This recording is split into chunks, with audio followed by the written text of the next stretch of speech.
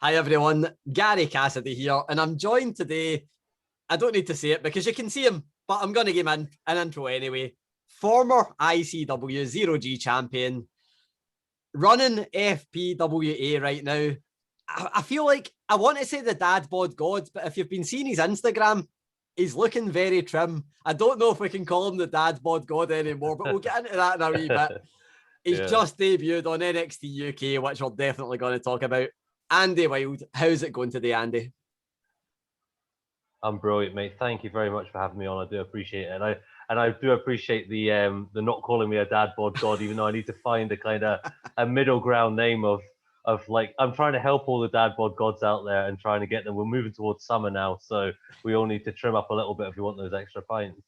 It's such a good name, but the fact, like, somebody that's, drank a little bit too much beer, ate a wee bit too many takeaways over the past year, I'm like, he's not got a dad bod anymore. That's not a dad bod, nowhere near it. So we might need to think of a new name for you.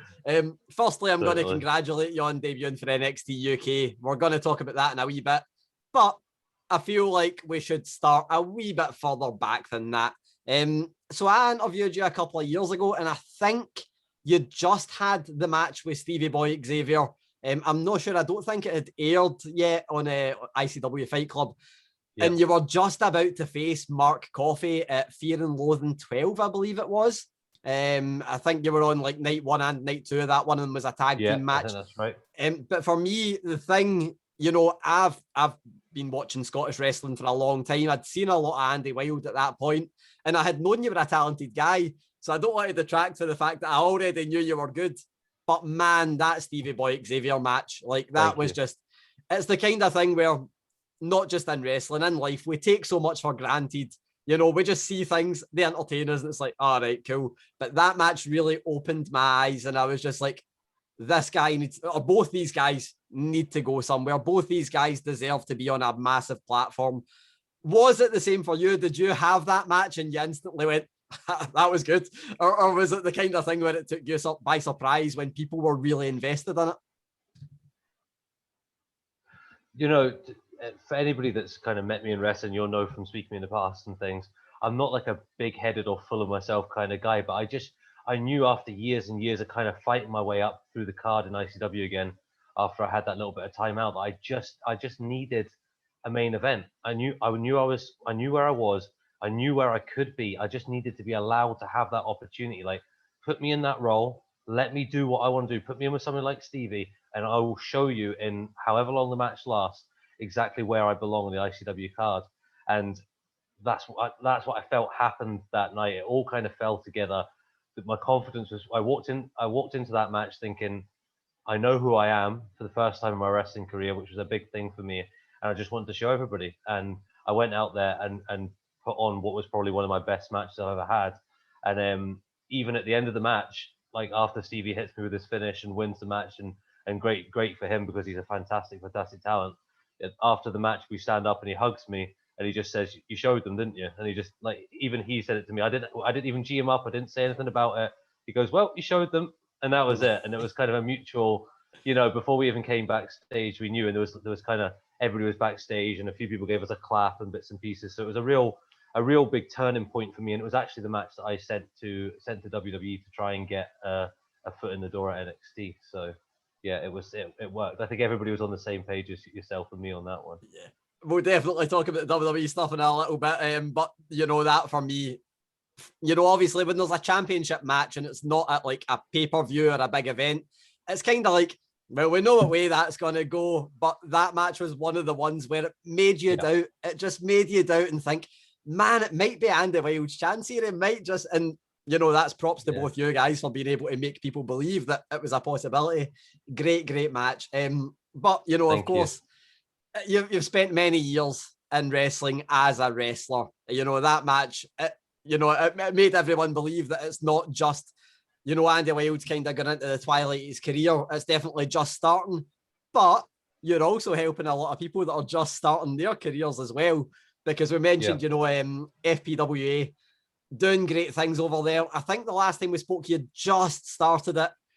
Talk about a time to start something, because I think you got like less than a year in, maybe a year in, and then everything shuts down. what's it been like for you, just, starting the full business, but also having the thing where you need to adapt the way you're teaching people? We joked about it on here, you'd had a slightly different name before you joined the chat, but what has it been like having to teach people through Zoom and having to do all that kind of thing while, the pandemic's been going on? Yeah, I mean, it's been very, very hard. Obviously, from a non-self, obviously we're a business, and I wanted the business to grow and I wanted to make money from it. But from a non-selfish point of view, I just couldn't imagine. I've been lucky enough to be involved in wrestling for almost 15 years now, and always that being on a week-by-week basis of getting physical training. I couldn't imagine being that. Think of the lads that have just got in the door, they've worked their asses off, they've got that debut, and then they've just got it all taken away from them. And they can't progress, and they can't get better, and they don't know when it's going to be, when they're going to get another chance to learn. So I was just like, no, we need to do something. So I started doing these webinars. I then started making some webinars free to other training schools, because I noticed other schools maybe weren't doing it or didn't have the facilities to do so. So I thought maybe we can get some people involved. And then I started offering it to outside of FPWA, and we ended up doing 2 a week. Now, it became very, very hard, even though I love wrestling and I've got a lot to say about wrestling. I've got a lot of ideas on how wrestling works. And I feel I maybe have a different point of view from the upbringing I've had in wrestling to some other people. And I had a lot to say and to put over. But that only lasts for about 6 months, where you can find stuff to say and break things down. So we started doing these, we started getting people involved, guest coaches and things like that. And we just picked people's brains. And what surprised me the most about lockdown, it was something I knew in the back of my head, but you never really reach out to people. There's so many people that want to help. I mean, I'm messaging Nick Aldis. I haven't spoken to him in years. We go way back, but I've never really chatted to him. We throw each other an odd like and a Merry Christmas here and there, but that's it. And I messaged him, and he's like, "Yeah, absolutely, I'll do it. When do you want me on?" And he, you know him, he can just talk and talk and talk. So it's crazy to think that we're in a position where, yes, we can't really train, but at the end of just one of these video calls, we could have the NWA heavyweight champion, who's happy to help progress people. So yeah, it's been hard, but the doors are now back open. We're starting to do contactless training, and if Nicola keeps to her word and everything keeps going in the right direction, we should be getting back to contact training as of July, which is going to be, I mean, some of the students who got involved during lockdown did non-contact training, so they've never really done roly-polies and running the ropes. They've never been slammed yet. They've maybe taken a back bump and done it themselves, but they've never been forcefully put through the mat. So they've got an exciting time ahead for them. So it's a really exciting time.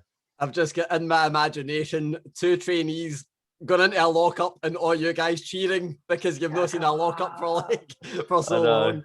But that's so the thing where you end up, you open a school, you've got a load of people training away, and then lockdown hits. And 2020 was just insane for British wrestling because, you're speaking out, and then, just for the sake of a year happening, there's so many wrestlers that just kind of fell away, maybe different priorities. You need to, like you said, business wise, you need to make money, you need to do what's best for you and a family. So one of the things that I loved for 2020, you mentioned, NXT UK and ICW. It's been the same with both. NXT UK, the ones that I always related to was a tag team called Pretty Deadly. And those guys, I believe, hadn't won a match in NXT UK before everything shut down. They'd been on a few house shows and stuff like that. They'd been showing that they were, I hate the term, a good hand, but that's like the perfect example of what they were. They were making everyone else look good. Weren't they quite getting the rub themselves? Then everything opens back up, but then NXT UK at least goes to the BT Sports Studios, and those guys just end up, coming on leaps and bounds. They're now tag team champions. ICW, you've got it with the likes of Craig Anthony, Daz Black, who are putting on amazing work. You've obviously got a lot of trainees that are kind of powering through as well. Who for you, you've been through watching all of Scottish and British wrestling. Who for you are you looking at right now going, man, when there's crowds back in the building, they're just going to take the world by storm? Oh, there is so many. I know that's kind of that's not a cop off for just not naming people, because I will name people. But to start talking about the pretty deadly guys, if you ever have the opportunity to be around them, 2 of the most hardworking guys you've ever met in your life. I've met them in passing. I wouldn't say I was friendly with them, but I've said hello and things. But I spent some time with them on those camps, and honestly, they just do not stop working from the second they get up to the second. I mean, look at the amount of stuff they put out on socials. I mean, that's a full-time job in itself. But to go back to your question, Scottish wrestling wise, Jason Reed for me has been somebody who has relentlessly stayed on top of his wrestling career throughout lockdown. It isn't easy. It isn't easy to stay on top of it, and it isn't easy to progress. And he's progressed massively. Like you said, Daz Black, he is unbelievable, raw talent. He's a really, really, really good talent. You can't leave Leighton out as much as I have my own qualms with him in ICW at the moment. You can't take away who Leighton is. I mean, for ourselves, for our own training school, we've got there's a young lad called Omar Mohammed. He calls himself the Asian Sensation, and he's done a little bit of enhancement style work with ICW as well. And he's going to be fantastic. We actually have a really good high flyer called Talon Junior. Now, different to other high flyers, Talon is about 6 foot odd, and he's very slim but very in shape. But he can fly about like nobody's business. And the last person I'll give a little mention to is we actually have a 17-year-old female student called Harmony Sky, and Harmony has been training with an old Scottish wrestler called Johnny Lyons for a good 4 years now. So she's been training since she was about 13, and recently started training with myself. And honestly, once she makes her debut, she's ready for a debut now. But we need to obviously, after this lockdown and things, get the ring rust off and stuff. But see, once she's made her debut, I honestly think that she will bypass so much talent in this country because she's absolutely unbelievable. She's a very, very, very good wrestler. I'm just taking notes there. Talon Junior, Harmony Sky. I know who the Asian Sensation is already. Absolutely love him, but I taking notes there to keep an eye on them. Yeah, pretty deadly for me. I always say it. I love the guys. They're the best and the worst interview you'll ever get because they're obviously just both so into each other and amazing at putting each other over that it's just like, oh my God, but they're so good. So, you know, we're going to get an NXT UK, ICW mentioned there as well. One of the biggest things about ICW, I don't think anyone will doubt it, has always been the fans. So when it comes to ICW returning, and man, I was so delighted to see ICW returning, but when you hear that they're coming back, going to be filming in an asylum with no fans, there's a wee bit of hesitation there. You know, you're like, I don't know how this is going to go down. It's been absolutely brilliant, obviously on the WWE Network and Peacock as well now. So many more eyes on the product. If you've not got the 50 guys in the asylum watching it, you've got, you know, thousands, maybe a million that it's available to. What's it been like being back and working with no fans there, but knowing that you're seeing so many more people, or so many more people are seeing you? Yeah, I mean, it's amazing. It's an amazing opportunity to think it's a hard position for a lot of the younger lads because they maybe haven't debuted and they're debuting on the network. I mean, that's just bonkers when you think about it. I mean, when you look at British wrestling and you're used to the kind of paying your dues bit of wrestling in front of like 20 people at a British Legion for the first kind of 2 or 3 years, debuting on the network is a huge thing. But I think it's a really, really good opportunity to fast track talent. Yeah. There's nothing wrong with, I mean, with the NXT brand opening up and taking away a lot of very good established talent, it left a little bit of maybe space for people to come through.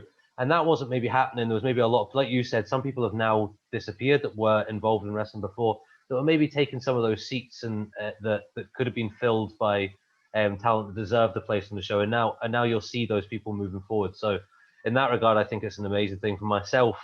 Wrestling in front of like no people is not a hard thing because, like I said, I started wrestling in 2006, where for the first 5 years of your wrestling career, you wrestle for everybody you can, and that means driving 10 hours to wrestle for a show in a British Legion, then driving back and being absolutely buzzing about it. But you've only wrestled in front of 8 people, 6 of them were people's girlfriends, and you know that was it. You know, it was so we're used to that. But no, it's great to know that now everything that I put out in terms of ICW is getting seen by WWE and also getting seen by much more fans. And you see that reflect in your social media as well. You see a lot more interaction from people outside of Scotland. But I've got to say, I do, when I'm on that treadmill in the mornings, I do speed up my running as I think about that murmur when you're backstage and you hear Billy Kirkwood blindly swearing down a microphone at thousands of people, just getting them ready, and then the cameras go on. I'm really looking forward to that first. I hope I'm out first. Everybody wants the main event, but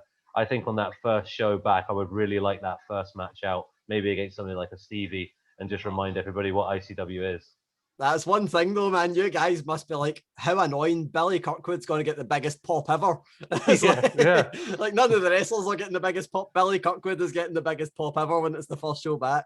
But good on him, because man, what a hardworking guy as well. So we mentioned, you kind of gave us a little teaser about the NXT UK thing. You said the tape that you sent to WWE in order to kind of try and get your foot in the door. But I want to ask, how did you get your foot in the door? How did it all come about? You've just debuted on the network. You've said you've done a wee bit of extra work, but how did it all come about? Well, I was lucky enough to be involved in a WWE tryout in the Manchester Evening News Arena in 2017. I went, did the tryout, and very like a lot of people, it was a thanks, see you later, you might hear from us, you might never hear from us, which in my case was you never hear from us. So I went away and worked on myself, and luckily, I think my biggest problem in wrestling as I grew up through wrestling as a young kind of mid-20s guy was I didn't know who I was. As a person, I didn't know who I was. And it was very hard to have the confidence to realize who you were as a performer. As I became a father and I matured as a person, I started to realize who I am as a man, and realize that, yes, maybe I'm heavier than everybody else. Yes, maybe I'm not as fast as everybody else, but by God, I'm just as talented. And by God, I can do everything they can do if put in the right roles. So I thought to myself, how am I going to do that? So I thought, I'm just going to have to work for it. So I genuinely thought to myself, I just need to be the hardest worker in the room. It doesn't matter who that is there. I just have to be it. And that is not easy when you're in a room with people like Joe Coffey and Mark Coffey and Wolfgang and all these lads that are just unbelievable talents. But I worked and worked away at it. And then I tried to build myself up through cards. Discovery Wrestling was a really, really big turning point for me, because they were the first company to just give me the ball and let me run with it. And that kind of culminated in probably one of my favorite matches again, with a main event against Joe Coffey for the Y Division title. Kind of fast forward to that match with Stevie. And like you said, I just knew, as soon as I went backstage, I just knew, like, if I'm going to now resend something over, that's the match. Like, that's me going in there and showing them this is who Andy Wilde is. So I go way back with Johnny Moss. He's the head coach at the UK Performance Centre. Now, I've known Mossy for a very long time because I started my training at Hammerlock, which was a wrestling school in the south of England in Kent. And Mossy was like their guy. But we just kind of kept in touch over the years. And I thought to myself, look, I'll just send it to Mossy because I wanted feedback more than anything. Like, I wanted to continue to progress. And he said, look, he gave me some really, really good feedback in terms of like things I could work on. But he also said, look, can't promise you anything, but if something was to come up and we needed a heavyweight to come in and do something for us, I'll give you a shout, which I thought was a very nice, generic answer that you'd send to somebody that you've known for a long time. So I thought that was very nice of him. And then that was it. And then during lockdown, this is becoming quite a long story, but during lockdown, I work as a car salesman. So I work a 60-hour working week. So I'm 6 days a week, 9 in the morning till 6 at night. So I'd always said to people, look, if I just had a bit more time, I'd be in better shape. Like, this is the best shape I can be in for my kind of working life. So as soon as lockdown came, I thought to myself, well, I can't not get in better shape now, because I've been shouting from the rooftops for years. If I just had a bit more time, I'd get in shape. So I just thought, I'll get my head down and get myself in shape. And that's what I did for a long, long time. And then I was just standing at work and talking to a customer. My phone vibrated. And I went to the toilet, checked it, and it was a message from Mossy saying, would you like to come in as an extras talent for NXT UK? I burst out crying, which everybody always does in those kind of scenarios. I was just like, and I like shaking and everything. I ran out and I phoned my missus and I was like, I just got the message. And she's like, what are you talking about? I was like, I've got the message. And she's like, Andrew, what are you talking about? I don't know. And I'm like, from WWE. She's like, you're joking. Because it's like, obviously, Hannah's not a wrestling fan, but when you've been together for a long time, your dreams become their dreams, kind of thing. So yeah. And then I got the opportunity to go down and train with them for a few days, and then debut against Kenny Williams, which was a nice kind of a full circle thing, because I helped him, or tried to help him as much as I could early on in his career as well. So it was a nice kind of full circle to stand across the ring from him, with WWE logos everywhere, which was a really nice. Yeah, nice that was one thing that I had to ask, because it was Kenny Williams that was your opponent. I know he's not the only person in that locker room that you've wrestled that you know for, all your years on the circuit. What was it like going down there? Was it the kind of thing where you're just like, man, it's just everyone I know? Like, did that take away from the kind of dream thing where it's like WWE logos everywhere and stuff like that? Did it feel like just being in a locker room you've always been in, or did it still feel like that really special thing where it just felt so big? Oh no, it felt super special. I know you've been to the Performance Center, haven't you? You were there with when they did the media kind of stuff, didn't you? No, I sadly didn't get to go to the Performance Center. I went to the BT Sports Studios, That's so where I I got saw to see you. a match in Yeah. that. I really want to go to the Performance Center because, man, what a facility that looks like. It looks incredible. Like you said, you've got that kind of feeling of like you arrive at the hotel, you see people that you know, so that's comforting. Yeah. But then you get to this Performance Center, and it's so American in terms of size. You know, nothing in Britain is big, especially in wrestling. Like we have our ICWs and we have our kind of bigger companies, but they're still small in comparison to what America is. And then you walk into this Performance Center, and there's 2 rings set up, a full gym area, TVs. You know, you look behind the curtain. There's the London taxis for the sets for SmackDown and stuff. It's just you just kind of look around and you're just like, this is just unbelievable. And I just found myself the whole time I was there, people coming up going, like, you're right. Like people were checking on me, you okay? I'm just going, this is just mental. It's just crazy. And I was loving it. And I was just, they're like, you okay? And I'm like, yeah, I'm just trying to, I want to take it all in. Yeah, just soak everything in while you're there, just so you don't forget like it. Exactly. And if you kind of stand there, think to yourself, because when you're involved in wrestling for a long time, you start to understand that things don't always, nothing really happens out of things that you do because of the way it is. You know, You'll get a phone call, oh, we're going to put you in this match with such and such. And then the date comes and you're not even on the show and you're like, all right, this is how it goes. So you stand there and I thought, if this is all I ever do, if this is the only thing I ever do in wrestling, I'm going to enjoy every second. And I did. It was absolutely brilliant at the Performance Center. Yeah, that's for me, that's the one thing where, I've seen the Performance Center and it's like, man, it looks like a great facility. But for me, I went down to it was like the BT Sports Lounge, and they just put a ring in the middle of the BT Sports Studios that is now where they film NXT UK. But at that point, it was just for a wee event. They had like Sheamus versus Andrade, they had like Charlotte versus Nikki Cross, and then they had like Gallus versus British Strong Style and Ilya Dragunov. And it was just amazing. It's like, what an amazing venue this is, an amazing showcase thing. And it was just like, there should be more in this. And now there is. And obviously that's where you've just wrestled. The one thing that I've heard about that, because I've been asking a lot since whenever I interview NXT UK talent, I ask about, certain things that go on there. And the one that always sticks out for me, I'm not sure if this was the case for your match or not, because I don't know that much. But I know that one of the things they always mention is the voice of God.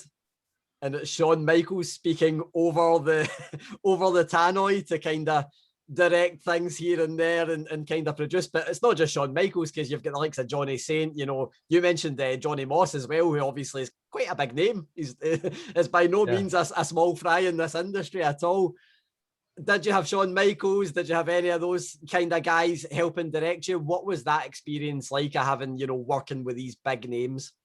Yeah, everybody's going to laugh. Any of the boys will laugh now when they kind of see this bit, because they'll know how much I want to tell this story. So, Shawn Michaels is the producer for the whole thing. So, I had my enhancement match. I was told beforehand, like, listen, you're in to do what you're here to do. Once they say clear, just move out the way, and they'll maybe speak to Alan. They'll maybe speak to Kenny. Excuse me. They maybe speak to Kenny, and then that'll be it. But they'll very rarely interact with you. You're just kind of, and I'm like, right, a sound, I know what I'm here for. So we have the match, which is just a 6-minute enhancement match. You've been wrestling your whole life. I've never really had that. Like, as you know, I've been like kind of mid to high card in ICW, but I've never really had that moment. That hasn't come. It felt like it was starting to come as I had that match with Stevie, and then the world shut down and whatnot. So I have this kind of 6-minute enhancement match, and then they go clear. They go, oh, then Shawn Michaels comes over the kind of speakers, and he goes, great match, guys. Oh, Andy Wildman, that was amazing. That was really good. And, you stand there and you're like, first of all, they said, look, the speech is only one way, so you can only really smile. So I'm just at the cat, thanks, Mr. HBK kind of thing. But also, I then start to become quite overwhelmed, because it's like, I always thought I'd have that moment in front of thousands of fans at ICW. Yeah. And it would be Andy, or something. I don't know. But then just to hear my name in Shawn Michaels' mouth, it's just bonkers. And then he spoke to Kenny, and then he spoke to me again and just congratulated me again. And I walked backstage and I was just in absolute hysterics. Like everybody's coming over to give you the G up and shake your hand. And I was like, I literally need to go and stand in this cupboard here and just cry like a child for like, because it was 15 years just paid off. You know, you'll see my socials. I train in the mornings before work. I coach after work. Every single rep, every single session, every single long drive, late night, tiredness, all paid off in 6 minutes. And an American guy that I idolized as a child saying, "Well done, Andy," and it all paid off in one minute. You know, it's just bonkers. The whole setup is bonkers when you really take a step back and realize where we were 3 years ago or 4 years ago. You know, I love that it's like, you know, not that I'm going to end your career prematurely here, but when you look back at the, you know, the end of your career, it might not be like, oh, that world title match. It might be that time in an empty studio where Shawn Michaels liked my 6-minute enhancement talent match, which is incredible. You do 2 forearms and a belly to belly in front of the greatest performer of all time when he tells you you're good. I mean, that's it. I'm fine now. I can retire. I'm sound. That just shows making the most of your minutes, because they weren't many minutes, but if he liked it, then that's more validation than anyone else can ever give you. It kind of goes full circle, because I actually I was very lucky and I got to interview Shawn Michaels recently, and I asked him about, you know, the amount of people that say Shawn Michaels is the best in-ring worker ever, and everyone says it, but he's like, I hate to say it, it doesn't really mean much apart from when it comes for, you know, Ric Flair or people like that, like, because I accept that everyone likes different things, and it's like, oh, okay, that's insane that, you know, the validation comes. So it's kind of a similar situation with you, because the validation has come from Shawn Michaels, which his opinion means more than mine or anyone else ever will. And we're all okay with that. So, of course, you know, you mentioned how much an incredible, you know, situation it was, getting to go down there, getting to be part of just, you know, WWE for a start, and getting to train at the facilities, getting the kind words for Shawn Michaels is definitely massive. Circling kind of around, do you think we'll see more of Andy Wilde in WWE? Would you like us to see more? I assume the dream situation would be you get signed, become a WWE superstar, but what do you see going forward? Yeah, well, I've lucky enough. I mean, as you know, these shows are recorded way in advance. So that match with Kenny was recorded about 10 weeks ago or 11 weeks ago, and I was lucky enough to, in that case, I was involved in doing the match and being brought in a few days beforehand. Off the back of that, I got offered the most recent camp, which finished just recently, where I got the full 2 weeks. So they invited me back down to train with them for the full training camp, which is 9 days at the Performance Center, and then do TVs again. So you will see me again on TV. Obviously, no spoilers on the matches and things, but you will see me again. And I think for me that I do want to be part of NXT. For me, NXT UK gets a lot of stick. It gets a lot of stick from wrestlers. It gets a lot of stick from fans. But to me, from actually spending time there, as opposed to being from the outside looking in, it really is just a group of British wrestlers, British and European wrestlers, that love wrestling, want to build the scene, want to build their brand, and just want to work hard just the same way that they did when they were working on independent scenes. And nothing's changed. All that's changed is that they're putting that work in and getting a full-time wage from it. You know, that's the only difference. And it will not, in my opinion, affect independent wrestling negatively, because they now have, with all this young talent, now has WWE stars who are one phone call away from Shawn Michaels for opinion and for guidance to guide them, you know. So, I mean, I've been there now probably 25 days in total or something between the two camps. And I've learned more in those 25 days about me and about wrestling, and little tweaks and little things that you can do and things that you can make more out of stuff, and the difference between independent wrestling and TV wrestling. In that time, I've learned more than I have in the last 5 years or so. So it really will just build for everybody. Yeah, but for me, my sole goal now every day is to become an NXT UK star, hopefully a star, or even maybe a champion, who knows. Or an enhancement talent, that's good as well. Yeah, you wouldn't complain at that if you got Shawn Michaels after every match telling you, oh, by the way, as long as he gives me the G up after every match, I'll have to put that in my contract, you know. Then he comes back and he's like, who's the best enhancement talent I know?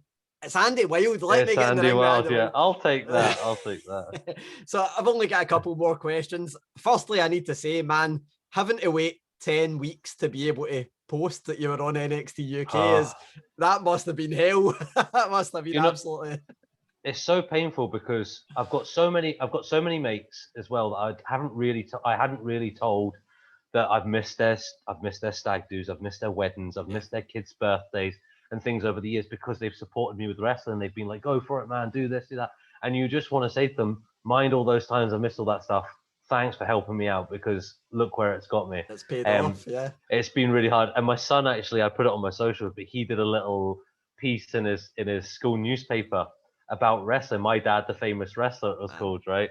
And I'm like, you didn't mention WWE though, did you? And it's like, no, I didn't think so. And I was like, listen, I don't want the Colton of Weems Primary School to have the inside scoop on my debut for the biggest company in the world for professional wrestling. He's like, no, we'll just have to wait to see till the newspaper comes out and we'll have a look. And luckily he hadn't, not that it makes a difference, but he hadn't mentioned anything. He'd only mentioned about Joe Coffey and how rich he thinks he is. So that was quite funny. But well, yeah. I tell you what, you've gave me a new in. I need to start contacting schools and asking the sons of wrestlers in Scotland if they've been wrestling for WWE. That's how I get my scoops now. You'll definitely get the truth anyway. Yeah, exactly.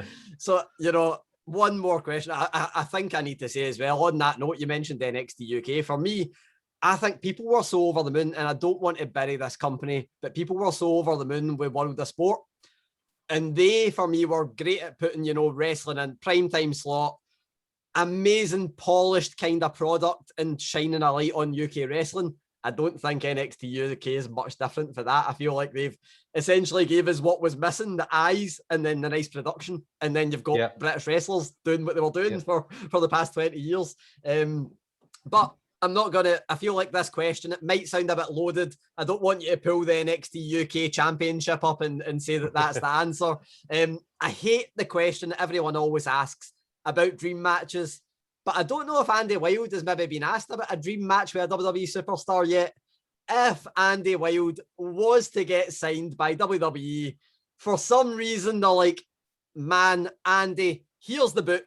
You get to write down your dream opponent.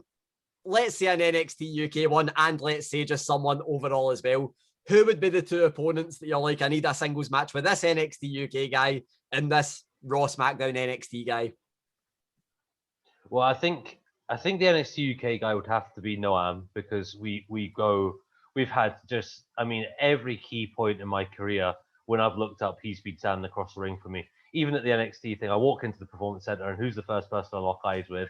It's Noam. Who is the first person he locked eyes with when he came in through the door at training? Me. So there's always that feeling of when he was 15 and I was 19, I think that's about the age gap, we'd sit in cars and we'd talk about getting to WWE and things like that. And it kind of happened, So, well, it did happen. We're both there at the Performance Center, and obviously he's got his really, really good career there. So, yeah, to stand across the ring from him more than anything on that side of things would just be a whole, we did it. You know what I mean? Two lads from Scotland who traveled from wherever we traveled to get to our training school, the first people to get there, the last people to leave. We did it. I think for the all-time one, this is a crazy one, right? Because people always pull out their Triple H's and their Shawn Michaels and their Ric Flairs, and I understand why. I get it.